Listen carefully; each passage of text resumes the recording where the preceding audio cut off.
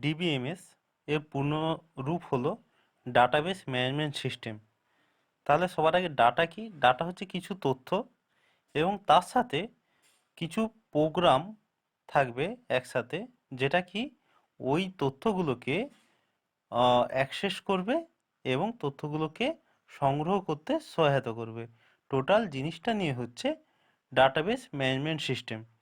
তো পুরো জিনিসটা আমাদের এক্ষেত্রে একটা সফটওয়্যার, যে কিনা একটা সায়েন্টিফিক ওয়েতে ইফেক্টিভলি তথ্যকে রাখবে এবং তথ্যকে ওখান থেকে রিট্রিভ করতে সহায়তা করবে। এখন প্রসঙ্গ আসতেই পারে, এতদিন তো আমরা ফাইল সিস্টেম নিয়ে কাজ করছি। ধরো কোনো কিছু স্টুডেন্টদের ডাটা রাখবো, ঠিক আছে, কতজন পড়ে, তার রোল নাম্বার কি, আমি তো এমনি টেক্সট ফাইলে রাখতে পারি, ওয়ার্ড ফাইলে রাখতে পারি। তাহলে ডাটাবেসের প্রয়োজনীয়তাটা কেন হলো? কেন হলো একটু বুঝতে গেলে ভাবতে হবে। ধরো আমাদের কাছাকাছি গৌড়াতে বড় ব্যাংক আছে, পাঞ্জাব ব্যাংকের একটি শাখা আছে। পাঞ্জাব ব্যাংকের এই শাখাতে যদি খোঁজ নিয়ে দেখো, দেখতে পাবে ধরে নিতে পারো 1 লাখ কাস্টমার আছে, ঠিক আছে। এবার 1 লাখ কাস্টমারের প্রত্যেকের বিভিন্ন অ্যাকাউন্ট থাকতে পারে, একজনের একটাই অ্যাকাউন্ট থাকতে পারে বা একাধিক অ্যাকাউন্টও থাকতে পারে। মানে এক একজন এমন হতে পারে যে 3টে অ্যাকাউন্ট থাকতে পারে। যেমন ধরো আমাদের স্কুল যদি একটা এন্টিটি ধরতে পারো, স্কুলের কিন্তু দেখা যাবে স্কুলে বিভিন্ন অপারেশনাল ব্যাপারে হয়তো 6টা বা 10টার মতো অ্যাকাউন্ট থাকতে পারে। তাহলে ভাবো, প্রতি 1 লাখে গড়ে যদি 2 থেকে 3টে অ্যাকাউন্ট থাকে প্রতি কাস্টমারের, এবং প্রতিনিয়ত বেশিরভাগ অ্যাকাউন্টে বেশ কিছু লেনদেন যদি হতে থাকে, তাহলে প্রতিদিন একটা ব্রাঞ্চে যত অ্যাকাউন্ট আছে কত ট্রানজাকশন হবে, সেটা আশা করি কয়েক লাখের উপরে হবে। এবং পাঞ্জাব ব্যাংক শুধু গৌড়াতে নেই, গোটা ভারতবর্ষ এবং ভারতবর্ষের বাইরেও কিছু কিছু জায়গায় হয়তো ওর শাখা আছে। তাহলে এতগুলো ব্রাঞ্চের মধ্যে এত কোটি কোটি ট্রানজাকশন প্রতিনিয়ত রাখা, এবং শুধু রাখা নয়, মুহূর্তের মধ্যে ডাটাটাকে রিট্রিভ করা। কীরকম ব্যাপারটা? ধরো তোমার কাছে তোমার ব্যাংকের যে কোনো ব্যাংক হতে পারে, আমি পাঞ্জাব ব্যাংকটা আমাদের কাছাকাছি আছে বলে উদাহরণ হিসাবে দিলাম। যে কোনো ব্যাংকের একটা এটিএম কার্ড আছে। তুমি করলে কি, সেই এটিএম কার্ডটা নিয়ে ধরো কোথাও বেড়াতে গেছো, দিল্লির কোনো জায়গায় একটা এটিএম কার্ডটা সোয়াইপ করেছো টাকা তুলবে বলে। কিন্তু যেই সোয়াইপটা করলে, তোমার অথেন্টিকেশন হওয়ার পরে মুহূর্তের মধ্যে ওকে খুঁজতে হচ্ছে। এমন নয় যে তুমি পাঞ্জাব ব্যাংকের এটিএমেই ঢুকবে, তুমি ধরো স্টেট ব্যাংকের এটিএমে ঢুকলে, তাহলে মুহূর্তের মধ্যে ওই এটিএম থেকে স্টেট ব্যাংকের নেটওয়ার্ক থেকে পাঞ্জাব ব্যাংকের নেটওয়ার্কে রিকোয়েস্ট আসবে, এবং ওই লাখ লাখ কেন কোটি কোটি কাস্টমারের মধ্যে তোমার যে অ্যাকাউন্ট, সেই অ্যাকাউন্টে কত টাকা ব্যালেন্স আছে, এবং ব্যালেন্স থাকলে শুধু নয়, তুমি কত টাকা ওখান থেকে তুলতে পারবে, সেই সমস্ত তথ্য খুঁজে বের করতে হবে। সেটা কি কয়েক সেকেন্ডের মধ্যে।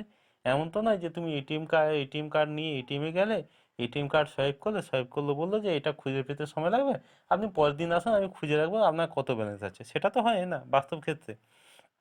তাহলে ওই মুহূর্তের মধ্যে সমস্ত তথ্য ঘেঁটে তোমার অ্যাকাউন্টের যে প্রয়োজনীয় ডাটা তুলে এনে তোমাকে সার্ভ করার জন্যে ফাইল সিস্টেম কিন্তু যথেষ্ট নয়। তার জন্য দরকার একটা ইফেক্টিভ সিস্টেম সলিউশন, যেটা কি একটা সুন্দরভাবে ডাটাকে স্টোর শুধু রাখবে না, সেখান থেকে আবার রিট্রিভ করে আনতে পারবে। ফাইল সিস্টেমে আরও অসুবিধা আছে। ধরো কোথায় বলছি, যেটা হচ্ছিল, ধরো আমাদের স্কুলে তোমাদের ব্যাচে ধরো সায়েন্সে 60 জনের মতো পড়ে, এবং ধরো 60 জনের তুমি সমস্ত ডিটেলস ফাইলে রাখলে, ঠিক আছে নাও। আর তোমাকে যদি বলো শুধু সায়েন্স না, আর্টসে যারা পড়ে তাদেরকেও তাদের তথ্য রাখতে হবে, তাও তুলে রাখলে। কিন্তু তার একটা লিমিট আছে ফাইল সিস্টেমের। লিমিটটা কেমন আছে? তোমরা যখন ওয়ার্ড করেছিলে, বা তোমরা যখন নোটপ্যাডে কাজ করো, ধরো মাইক্রোসফট ওয়ার্ডে একটা কিছু লিখলে, র্যান্ডম ওয়ার্ডই লিখলে, কিছু লিখে এক পাতা ভরলে, সে এক পাতা ভরার পরে সেটাকে কপি করো, পেস্ট করো, 10টা পেজে পেস্ট করো, তাহলে তোমার একটা পেজ থেকে 10টা পেজ হয়ে গেল। টোটালটাকে কপি করো, কন্ট্রোল সি মারে, আবার পেস্ট করো, 10টা থেকে 10বার পেস্ট করলে 100 হয়ে যাবে। এরকম করে কয়েকবার করতে থাকো। দেখবে, হতে পারে তোমার কম্পিউটারে 4 জিবি র্যাম আছে, প্রসেসর খুব হাই আছে, কিন্তু যখন দেখবে ওই পেজ সংখ্যাটা হাজারের উপরে চলে যাচ্ছে, অবশ্যই সিস্টেম টু সিস্টেম ভ্যারি করে, তখন দেখবে সিস্টেমটা আনস্টেবল হয়ে যাচ্ছে, হ্যাং মতো হয়ে যাচ্ছে। তাহলে চিন্তা করো, এই যে ব্যাংকিং সিস্টেমে যেসব কম্পিউটার অপশন আছে, হতে পারে তোমার পিসির থেকে বহুগুণ ফাস্ট, কিন্তু তা সত্ত্বেও এত লক্ষ লক্ষ কোটি কোটি ট্রানজাকশান যদি ফাইল সিস্টেমে যদি কোনো উপায় করাও যেত, তাহলেও কিন্তু সিস্টেমটা খুব সহজেই ওর রিসোর্সগুলো সমস্ত বিজি হয়ে থাকতো। তাই জন্যে একটা নতুন সিস্টেমের প্রয়োজনীয়তা হয়ে উঠলো, যেটা কিনা একটা ডাটাবেস তৈরি করলো। ডাটাবেস কি, নিজেদের মধ্যে সম্পর্কযুক্ত একটা তথ্য, এবং সেইটাকে ম্যানেজ করার জন্যে একটা সফটওয়্যার তৈরি হলো, যে কিনা ওই ডাটাকে নিয়ে কাজ করবে। তাহলে এই হচ্ছে database management system. Data redundancy and inconsistency. যখন ফাইল সিস্টেম ব্যবহার করা হয়, তখন এটা হতেই পারে একই ডাটা বিভিন্ন ফাইলে বিভিন্নভাবে রাখা আছে। যেমন ধরো, আমাদের স্কুলের কথাই যদি ভাবি, অ্যাডমিশন রেজিস্টারে তোমার নাম, তোমার অ্যাড্রেস, বাড়ির তারপরে ফোন নাম্বার এবং অন্যান্য ডিটেলস থাকতেই পারে। তারপরে ধরো স্কলারশিপ বা অন্য কোনো ক্ষেত্রেও তোমার নাম, অ্যাড্রেস, ফোন নাম্বার নেওয়া হয়ে থাকে। ধরো এইরকম অন্তত ধরো 2 বা 3টে ক্ষেত্রে এরকম তোমার সমস্ত ডিটেলস নেওয়া আছে। আর হঠাৎ করে আমার দরকার হলো যে তোমার সাথে যোগাযোগ করব। ফোন নাম্বার অ্যাডমিশন রেজিস্টারে খুলে দেখলাম 1 দেওয়া আছে। তারপরে কোনো স্কলারশিপের জন্য যে ডিটেলস দিয়েছিলে তাতে গিয়ে দেখলাম আরেক দেওয়া আছে। বা সবুজ সাথীর যে ডিটেলস সেখানে খুলে দেখলাম সেখানে আর একটা ফোন নাম্বার দেওয়া আছে। তাহলে একই জিনিসের যখন বিভিন্ন কপি বিভিন্ন জায়গায় থাকবে, তখন সেটাকে বলে রিডান্ডেন্ট ডাটা। রিডান্ডেন্ট ডাটার মূল প্রবলেম যেটা হবে প্রাথমিকভাবে, সেটা হচ্ছে একই জিনিসের যেহেতু 3টে কপি থাকবে, তাই জন্যে সে জায়গাটা অনেক নেবে। ঠিক আছে, সেই জায়গাটা, স্পেস কনজিউমটা একটা বড় সমস্যা। কারণ তোমার একার তো ব্যাপার নয় যে ব্যাংকিং সিস্টেম বা অন্যান্য সিস্টেমে যখন লাখ লাখ কোটি কোটি মানুষের ডাটা নিয়ে যখন কাজ করা হচ্ছে, তখন সেই ডাটাটা কিন্তু হিউজ পরিমাণ অপচয় হবে, স্পেসটা অপচয় হবে। এবং তারপরে একটা বড় সমস্যা দেখা দেবে, ইনকনসিস্টেন্সি। যদি ওই যে বললাম 3 জায়গায় তোমার ফোন নাম্বার দেওয়া আছে, ফোন নাম্বারগুলো যদি এক হয় তাহলে ঠিক আছে, ডাটা কনসিস্টেন্ট। কিন্তু যখন একই জিনিসের সেভারাল কপি থাকবে, তখন এটা অবশ্যই হওয়ার চান্স খুব বেশি যে ডাটাটা ইনকনসিস্টেন্ট হবে। মানে প্রাথমিকভাবে তুমি একটা ফোন নাম্বার দিয়েছিলে, পরবর্তীকালে ফোন নাম্বার চেঞ্জ হয়েছে বা অন্য নাম্বার দিয়েছো, এরকম করে দেখা যাবে 3টে জায়গায় অন্তত 3টেই আলাদা আলাদা নাম্বার আমরা খুঁজে পেয়ে থাকি। এইবারে আমার প্রশ্ন হলো, আমি যে তোমাকে ফোন করব, তোমার সাথে দরকার ফোন বা অ্যাড্রেস খুঁজবো, তখন কি 3টে যদি আলাদা আলাদা তথ্য আমি পাই, তার মধ্যে একটা ভ্যালিড, বাকি দুটি ইনভ্যালিড, তাহলে ডাটাটা রিডান্ডেন্ট, ডাটাটা ইনকনসিস্টেন্ট হয়ে যাবে। ইনকনসিস্টেন্ট মানে যে কোনটা ঠিক সেইটা আমার পক্ষে বোঝা প্রায় অসম্ভব হয়ে দাঁড়াবে। এরপরে আসছি ফাইল সিস্টেমে যে সমস্যা হয়, সেটা হচ্ছে difficulty in accessing data. Difficulty in accessing data বলতে, ধরো কোথায় বলছি, যে আমাদের পাঁচবেড়িয়াতে যে সমস্ত অ্যাকাউন্ট হোল্ডার আছে কোন একটা ব্যাংকে, আমি পাঞ্জাব ব্যাংকের উদাহরণ দিচ্ছিলাম, পাঞ্জাব ব্যাংকেরই ধরো পাঁচবেড়িয়ার যে সমস্ত কাস্টমার আছে, আমি তাদের ডিটেলসটা বের করতে চাই। যদি ওরা ফাইল সিস্টেমে রাখা হতো, তাহলে ধরো একটা ফাইলে সমস্ত কাস্টমারের নাম, অ্যাড্রেস, ফোন নাম্বার ইত্যাদি রাখা থাকতো। ফাইল সিস্টেমে এমন কোনো সিস্টেম নেই যেটা কিনা সহজে ওখান থেকে ওই তথ্যের উপরে বেস করে, যে আমার পাঁচবিড়িয়াতে যাদের বাড়ি তাদেরকে বের করো, সেগুলোকে বের করবে। তাহলে কি হতে হবে, একটা স্পেশাল টাইপের অ্যাপ্লিকেশান প্রোগ্রাম ডেভেলপ করতে হবে, যেটা অনেক টাইম কনজিউমিং এবং অনেক কস্টলি। কিন্তু ডিবিএমএস বা ডাটাবেস ম্যানেজমেন্ট সিস্টেম যদি থাকে, তাহলে কিন্তু খুব সহজেই কেবলমাত্র কয়েকটি কমান্ড দিয়ে আমি সহজেই কোনো একটা ক্রাইটেরিয়ার উপরে বেস করে আমি তথ্যের সামগ্রী ও ডাটাবেস থেকে রিট্রিভ করতে খুব সহজেই পারবো।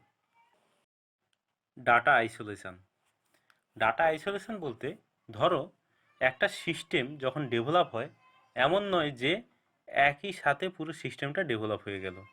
একটা টাইমে কোনো সিস্টেমের বেশিরভাগ অংশটা ডেভেলপ হলো, তার কয়েক বছর পরে বেশ কিছু সমস্যার সম্মুখীন হওয়ার পরে সিস্টেমের কিছু অংশ আবার রিরাইট করা হয় বা নতুন করে ডেভেলপ করা হতে পারে।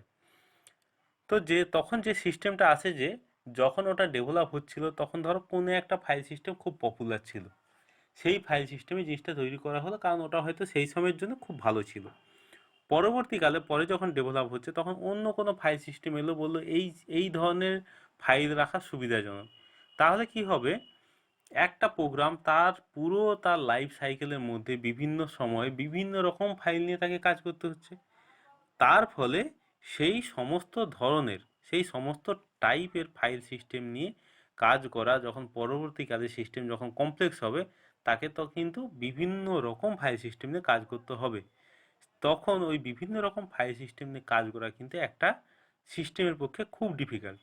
আবার সেখান থেকে যেহেতু অনেকটা সময় নিয়ে তৈরি হয়েছে, সেখান থেকে পুরো প্রোগ্রামটা আবার রিরাইট করাও খুব প্রবলেমের, যেটা কিন্তু ফাইল সিস্টেমের একটা সমস্যা রয়েই থাকে ডাটাবেসের তুলনায়।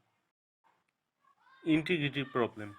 ইন্টিগ্রিটি প্রবলেম বলতে এটা বোঝায় যে আমরা ফাইল সিস্টেমে কোনো আগে থেকে কোনো ক্রাইটেরিয়া বেঁধে দিতে পারি না। ধরো আমি বললাম যে এই ব্যাংকে যারা অ্যাকাউন্ট হোল্ডার হবে তাদেরকে মিনিমাম 1,000 টাকা ব্যালেন্স রাখতেই হবে। তাহলে যদি আমার এটা ফাইল সিস্টেম দিয়ে ডিজাইন করা হতো, তাহলে কিন্তু তুমি একটা ফাইল সিস্টেমে তথ্যের উপরে ফাইলের কোনো কন্ট্রোল থাকে না। ধরো একটা ওয়ার্ডের মধ্যে তুমি 5ও লিখতে পারো, 10ও লিখতে পারো, 50ও লিখতে পারো, 5,000ও লিখতে পারো, কোনো অসুবিধা নেই। কিন্তু তুমি যদি ডাটাবেস তৈরির সময় একটা কনস্ট্রেন্ট, আচ্ছা কনস্ট্রেন্ট নয় কিন্তু কনস্ট্রেন্ট বলছি, কনস্ট্রেন্ট মানে set of rule, constraint use করা হয়, তাহলে কিন্তু যখনই ওই ফিল্ডে কোনো ডাটা ঢোকাবে, ও সাথে সাথে ওখানে যদি কোনো কনস্ট্রেন্ট আগে থেকে ডিফাইন করা থাকে, ও তার সাথে ম্যাচ করবে। যে এই ধরো অ্যাকাউন্ট ব্যালেন্স তুমি শুরুতে ধরো 1,000 টাকা দেওয়ার কথা, তুমি 100 টাকা দিয়ে খুলতে চাইছো, ওর সাথে সাথেই ধরে নেবে যে না 100 টাকা দিয়ে তো খোলার কথা নয়, এবং তোমাকে এন্ট্রি করতে দেবে না। আরেকটা হতে পারে ধরো ডেট অফ বার্থ। ধরো আমাদের স্কুলে ভর্তি হচ্ছে, কেউ ডেট অফ বার্থ এমন দিল, ধরো ক্লাস 11-এ ভর্তি হতে এসছে, ডেট অফ বার্থ অনুযায়ী তার হচ্ছে মানে কি বলা যায়, তার বয়স দেখাচ্ছে 5, সেটা তো সম্ভব না, বা 50, সেটাও সম্ভব না জেনারেলি। তো সেই সব ক্ষেত্রগুলো কিন্তু ফাইল সিস্টেম দ্বারা চেক করা অসম্ভব। তাহলে অ্যাপ্লিকেশান প্রোগ্রামারকে সচেষ্ট হতে হবে সেই ধরনের ক্রাইটেরিয়াগুলো তার অ্যাপ্লিকেশান প্রোগ্রামেই চেক রাখা। কিন্তু যদি আমরা ডাটাবেস ইউজ করি, তাহলে ডাটাবেস এন্ড থেকে ওইগুলো চেকিং, এবং যদি ওই ক্রাইটেরিয়া ম্যাচ না করে সেই ডাটা দান থেকে তাকে সেইখানেই ডাটাবেস এন্ড থেকেই বিরত করতে পারে। অ্যাটমিসিটি প্রবলেম। ধরো তুমি তোমার অ্যাকাউন্টে বেশ কিছু কাজ একসাথে করতে দিলে, হ্যাঁ কম্পিউটার তো অবশ্যই পরপর করবে।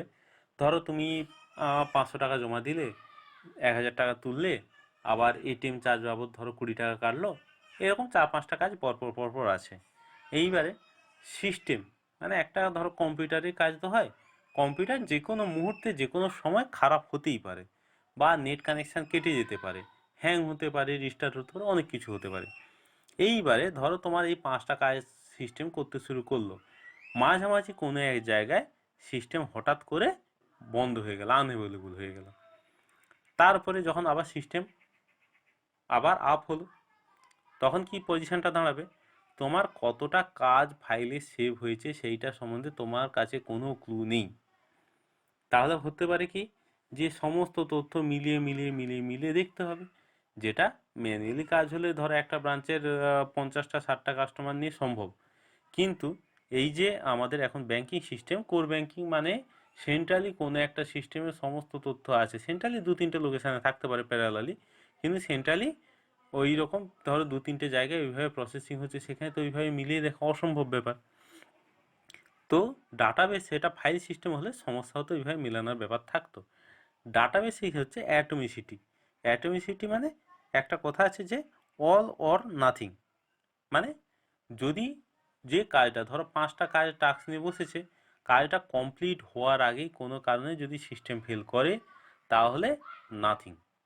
মানে ওই যে বললাম যে হয় অল অর নাথিং, হয় পুরো কাজটাই কমপ্লিট হবে, সেভ হবে। যদি পার্শিয়াল কাজ হয়, তাহলে ওটা কিন্তু অটোমেটিক আনডু হয়ে যাবে, সিস্টেম আগের পজিশানেই ফেরত যাবে। তাহলে যদি পার্শিয়াল কাজের পরে সিস্টেম যদি কোনো কারণে বন্ধ হয়ে যায়, তুমি নিশ্চিন্তে থাকতে পারো সিস্টেম নিজে থেকে রোল ব্যাক করে আগের পজিশানে ফিরে যাবে, এবং পুরো কাজটাই আবার নতুন করে করতে হবে। এইটা ডাটাবেস ম্যানেজমেন্ট সিস্টেমের আরেকটা সুবিধার মধ্যে পড়ে। Concurrent access anomaly. Concurrent access অ্যানোমালিটা হচ্ছে, ধরো একটা ফাইল কজন একসাথে অ্যাক্সেস করতে পারে।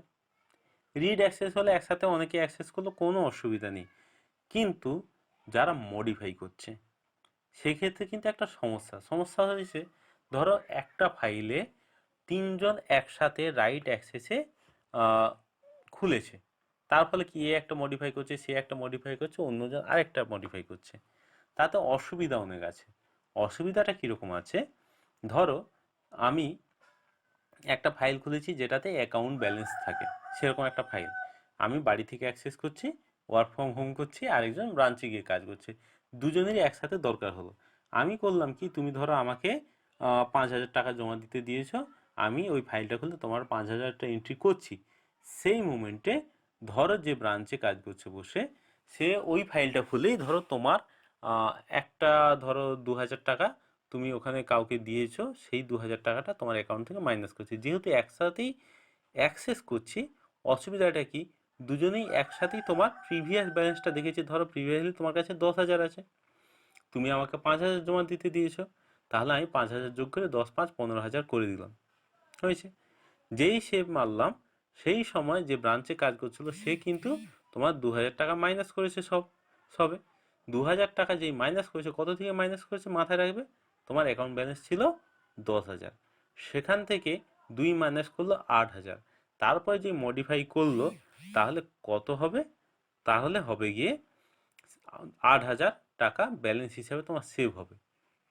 তাহলে তুমি যে 5,000 টাকাটা আমাকে দিয়েছিলে জমা দেওয়ার জন্য, আমি সেটা কাজও করেছিলাম, সেটা কিন্তু ওভার রিটার্ন হয়ে গেল।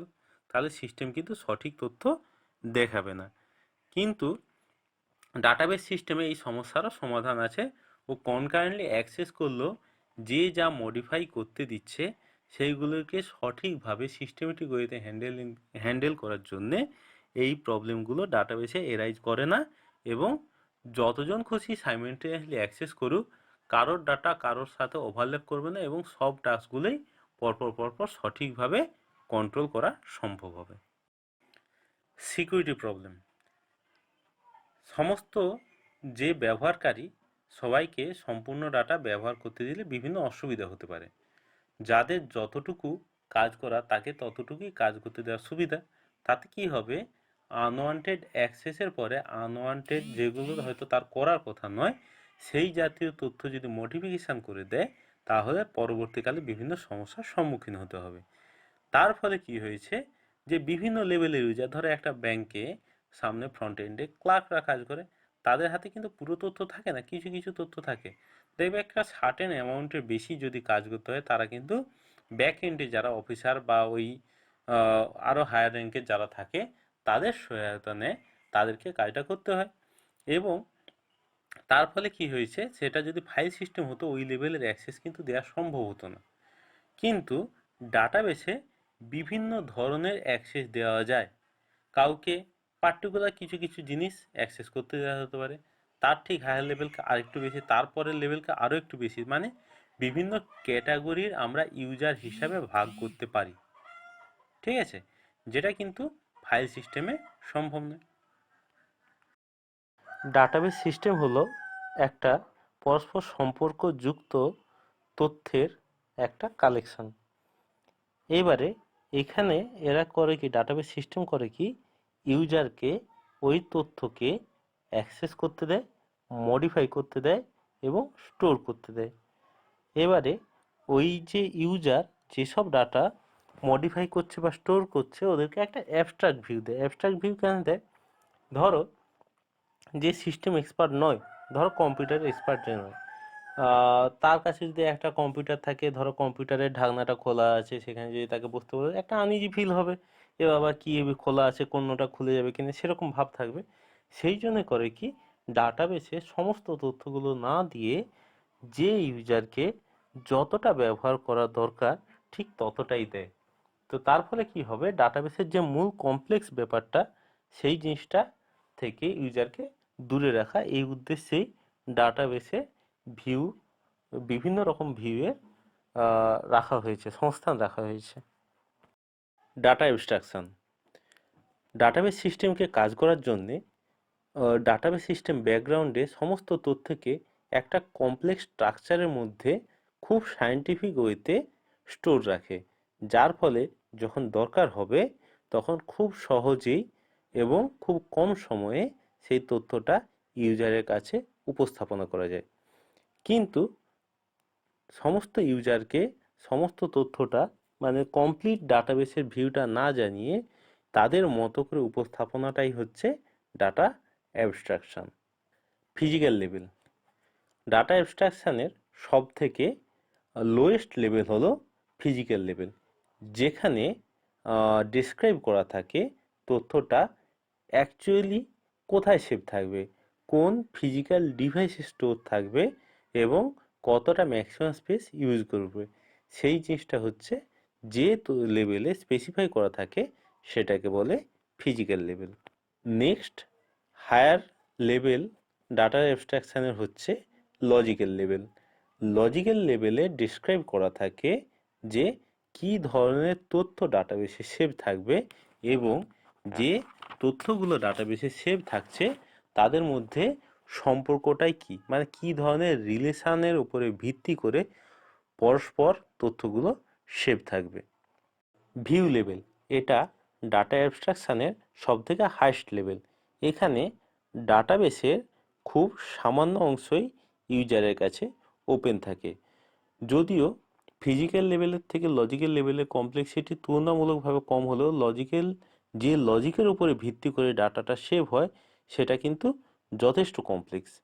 কিন্তু ভিউ লেভেলে কেবলমাত্র যেটুকু দরকার ইউজারের কাছে সেইটুকু ডাটাই ওপেন থাকে, তার ফলে ডাটাবেসের পুরো কমপ্লেক্সিটিটাই এই লেভেল থেকে হিডেন থাকে। এখানে কেবলমাত্র ইউজারের যেটুকু প্রয়োজনীয় ডাটা ইউজার চাইলে সেটা ডাটাবেস থেকে রিট্রিভ করতে পারবে, সেভ করতে পারবে বা মডিফাই করতে পারবে। কিন্তু কোন লজিকে তারা আছে বা কোন ফিজিক্যাল ডিভাইসে অ্যাকচুয়ালি তারা স্টোর হচ্ছে সেই জিনিসটা, সেই কমপ্লেক্স যে ব্যাপারটা পুরোপুরি এইখানে এই লেভেলে ইউজারদের কাছ থেকে হাইড করা থাকে। ইনস্ট্যান্স, ডাটাবেসে ইনস্ট্যান্স কথাটার গুরুত্ব অনেকখানি। ধরো তোমার একটা ব্যাংকে অ্যাকাউন্ট আছে, তোমাকে ধরো আমি জিজ্ঞেস করলাম যে তোমার অ্যাকাউন্টে কত টাকা আছে, তুমি চট করে বলে দিলে আমার অ্যাকাউন্টে 10,000 টাকা আছে।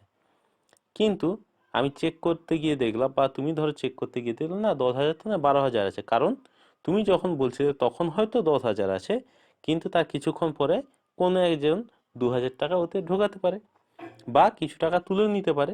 তাহলে উত্তরটা কিন্তু সঠিক সবসময় নাও মিলতে পারে। তাই জন্যে ইনস্ট্যান্স কথাটা ইউজ করা হয়। তুমি যদি তোমার উত্তরের সাথে এটা বলতে পারতে যে এত তারিখে, ধরো 5 তারিখে দুপুর 12টার সময় আমার অ্যাকাউন্টে 10,000 টাকা আছে, তাহলে কি হবে, জিনিসটা সবসময় যেহেতু একটা টাইম স্ট্যাম্প পড়ে গেছে সেই সময়ের জন্য ওই ডাটাটা বৈধ। তেমনই ডাটাবেসের ডাটা কিন্তু প্রতি মুহূর্তে মডিফাই হতে পারে। আমি যে কোনো তথ্য এখান থেকে যখন রিট্রিভ করব তখন কিন্তু এই টাইম স্ট্যাম্পটার গুরুত্ব অনেকখানি, কারণ প্রতি মুহূর্তেই যদি তথ্য মডিফাই হতে থাকে আমি যখন উত্তরটা দেবো সেটা কেবলমাত্র সেই মুহূর্তের জন্য ভ্যালিড। পরের মুহূর্তে কিন্তু ওই ডাটাটার গুরুত্ব অনেকখানি কমে যাবে, কারণ ওই সময়ে ওই তথ্যটা মডিফাই হয়ে গিয়ে অন্যরকম রেজাল্ট দাঁড়াচ্ছে। তার ফলে ডাটাবেসে যখন কোনো রেজাল্ট বলা হয় বা ডাটা রিট্রিভ করা হয় তার সাথে ওই যে ইনস্ট্যান্স মানে একটা মুহূর্ত, অর্থাৎ ওই সময় উল্লেখ থাকাটা খুবই দরকারি। স্কিমা, ডাটাবেসের ওভারঅল ডিজাইনটাকে বলা হয় স্কিমা। স্কিমা মূলত দুভাগে ভাগ করা হয়, একটা ফিজিক্যাল স্কিমা, একটা লজিক্যাল স্কিমা। নাম থেকে বোঝা যাচ্ছে যে স্কিমাতে ডাটাবেসে ফিজিক্যালি কোথায় কোথায় স্টোর হবে সেই ডিজাইনটা করা হয় সেটাকে বলে ফিজিক্যাল স্কিমা।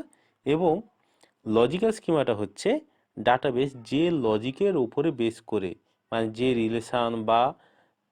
রিলেশানের উপরে বেস করে ডাটাটা স্টোর হবে বা ডাটা রিট্রিভ হবে সেই যে ডিজাইনটা লজিক্যাল লেভেলে সেটাকে বলে লজিক্যাল স্কিমা। এই প্রসঙ্গে একটা কথা বলতেই হয়, সেটা হচ্ছে ফিজিক্যাল ডাটা ইন্ডিপেন্ডেন্স। ব্যাপারটা কি, ডাটাবেসও সফটওয়্যার ডিজাইনের মতো বহুদিন ধরে পরপর হতে পারে, কোনো কিছু মডিফাই হতে পারে, চেঞ্জ হতে পারে, কিন্তু ধরো একটা ফিজিক্যাল লেভেলে কিছু চেঞ্জ হচ্ছে, ধরো আমার একটা 500 জিবি হার্ড ডিস্ক ছিল, সেটার বদলে আমি একটু অন্য টাইপের হার্ড ডিস্ক লাগাচ্ছি বা একটু বড় হার্ড ডিস্ক লাগাচ্ছি, অর্থাৎ ফিজিক্যালি স্টোরেজ মিডিয়া চেঞ্জ করছি। সেই যে চেঞ্জটা, সেই যে বা ফিজিক্যাল স্টোরেজ, ফিজিক্যাল স্কিমাটা চেঞ্জ করছি, যে উপায়ে স্টোর হতো ফিজিক্যালি, সেই জিনিসটা যখন চেঞ্জ করছি, ওই লেভেলের যে চেঞ্জটা যদি লজিক্যাল লেভেলে কে এফেক্ট না করে, অর্থাৎ ফিজিক্যাল লেভেল চেঞ্জ হওয়ার জন্য যদি লজিক্যাল লেভেল চেঞ্জ না করতে হয়, সেটাকে বলে ফিজিক্যাল ডাটা ইন্ডিপেন্ডেন্স। এটা কিন্তু খুব দরকারি।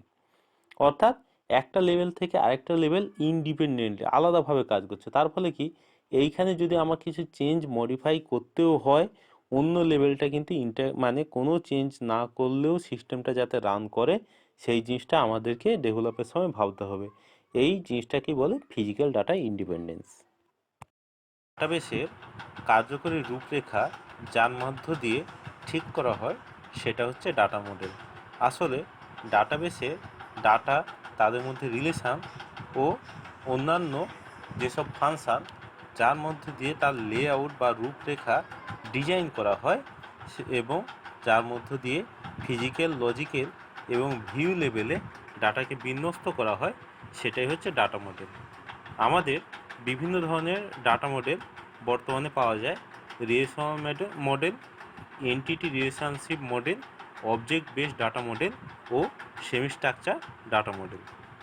রিলেশনাল ডাটা মডেল, এই ডাটা মডেলে ডাটা একাধিক টেবিলের মধ্যে বিন্যস্ত থাকে এবং ওই টেবিলগুলির মধ্যে সুনির্দিষ্ট রিলেশনাল স্থাপন করা হয়ে থাকে এবং ওই টেবিলগুলির মধ্যে কলাম এবং রোতে ভাগ করা থাকে, এমনি সাধারণ টেবিল যেমন থাকে। এইভাবেই রিলেশনাল ডাটা মডেলে ডাটা বিন্যস্ত থাকে। এন্টিটি রিলেশনশিপ মডেল, এটাকে সংক্ষেপে ইআর মডেলও বলা হয়। এটার সাথে বাস্তবের উদাহরণের দিয়ে এটা ডিজাইন করা হয়। এন্টিটি অর্থাৎ সত্তা, মানে এখানে যে মূল অবজেক্ট সেটা হচ্ছে একটা এন্টিটি অর্থাৎ সত্তা। এই এন্টিটিগুলোর মধ্যে রিলেশান স্থাপন করে এই ডাটা মডেলটা ডিজাইন করা হয়। অবজেক্ট বেসড ডাটা মডেল, বর্তমানে অবজেক্ট বেসড ডাটা মডেলও অনেকটাই জনপ্রিয় হচ্ছে।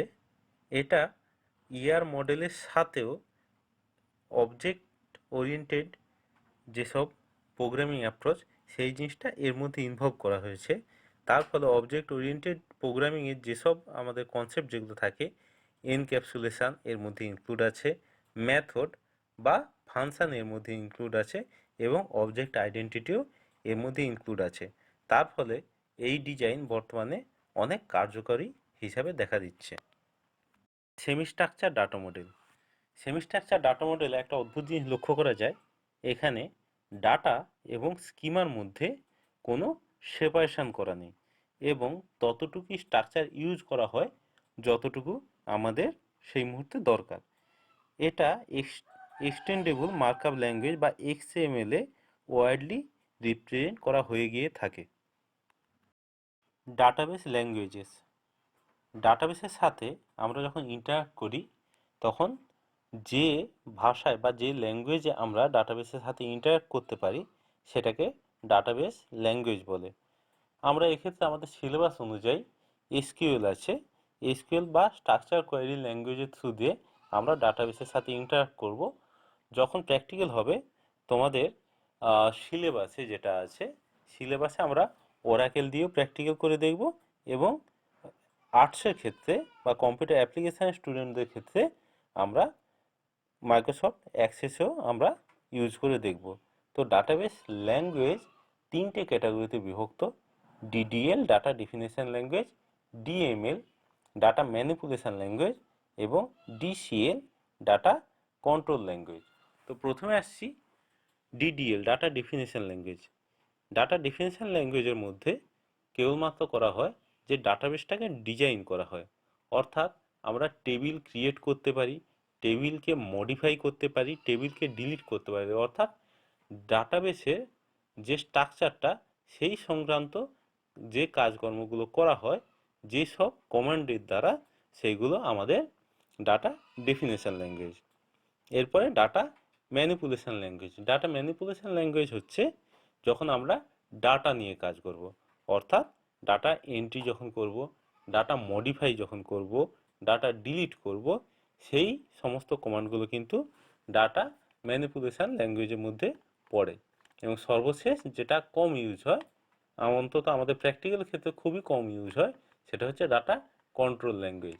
অর্থাৎ আমরা কোন কোন ইউজারকে ডাটাটা কোনভাবে ব্যবহার করতে দেবো, অর্থাৎ কাকে ডাটাবেসে কতটা অ্যাক্সেস করতে দেবো, সেটা যে ল্যাঙ্গুয়েজের মাধ্যমে আমরা ডাটাবেসের সাথে ইন্টারঅ্যাক্ট করে ডাটাবেসকে বোঝাতে পারি, সেটা হচ্ছে data control language. Data dictionary হলো একটি ফাইল বা একাধিক ফাইলের সমষ্টি যেখানে ডাটাবেসে মেটাডাটা সঞ্চিত থাকে। এই ডাটা ডিকশনারিতে এছাড়াও আরও অন্যান্য অবজেক্ট সম্বন্ধীয় তথ্য থাকে, যেমন কোনো ডাটার ওনারশিপ কোন ইউজারের কাছে আছে, এবং বিভিন্ন অবজেক্টের মধ্যে রিলেশনশিপও এখানে সঞ্চিত থাকে। যদিও ডাটা ডিকশনারি ডাটাবেসের একটা ক্রুশিয়াল কম্পোনেন্ট, কিন্তু বেশিরভাগ ইউজারের কাছে এটা ইনভিজিবল থাকে। সাধারণত কেবলমাত্র ডাটাবেস অ্যাডমিনিস্ট্রেটর যে হয়, তিনি এই ডাটা ডিকশনারিকে কন্ট্রোল এবং মডিফাই করতে পারেন। মেটাডাটা, মেটাডাটাকে এক কথায় বলতে গেলে বলা হয় ডাটা অ্যাবাউট ডাটা, অর্থাৎ কী জাতীয় তথ্য সঞ্চিত আছে, তার সাইজ এবং তার প্রিসিশন কত হবে, এই জাতীয় ব্যাপারগুলো মেটাডাটাতে সঞ্চিত থাকে।